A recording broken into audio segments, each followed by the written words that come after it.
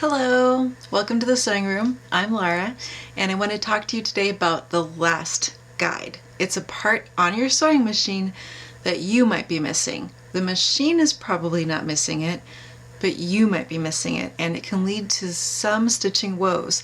The weird thing about it is some machines seem to sew just fine, even if the last guide is skipped, but sometimes they don't, and you won't know why. The guide also has a couple of other things to show you about the best way to insert your needle and the best way to sew with your machine. So let's take a closer look. This is a Singer 301, and by the last guide I mean it's this right before you thread the needle, you thread this little guy. Now it's very easy to miss this because when you're sitting up next to your machine looking down, these are a lot easier to see, and this guy's kind of hidden almost underneath. So you want to get this. I'm going to show you on other machines too, so you'll see that they all kind of look a little bit different. But basically, if you look at your needle, if you follow it up, there's going to be some sort of hook or wire or some sort of thread guide right there that you want to thread.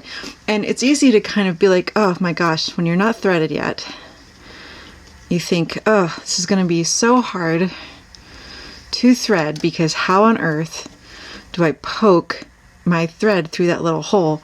Well, usually you don't have to. Usually it's actually kind of a hook shape like that. And then there you are, it's already threaded.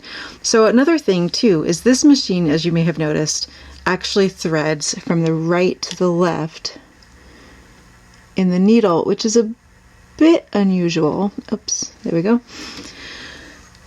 But even if you didn't have the user manual, I would still know it threaded from the right to the left because of the way this final guide is oriented. If you look really, really close, and again, if I just have it threaded and show you, that's kind of the direction it's meant to hold the thread.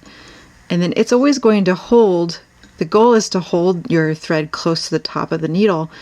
So then when the needle's threaded, that's what it needs to pull against. Versus if the needle were meant to thread from the front to the back, the center part of that hook, and this is the open end of the hook, would be facing the other direction. I'll show you an example of that in a different machine. But so if you don't have the manual for your machine, or you've forgotten what direction the needle goes in, then looking at that guide is going to be a good way for you to double check that. This is a Singer 328K, and as you can see, that last guide, again, looking just straight up from the needle, looks more like a bar here. And again, you might be like, oh no, how do I thread it? But again, it's really easy. It's really almost just a slot to thread that. So don't, again, there's what that last guide looks like. I'll show you some more. This is a Singer 626. This is one of the touch and sew models. It's from the 1960s.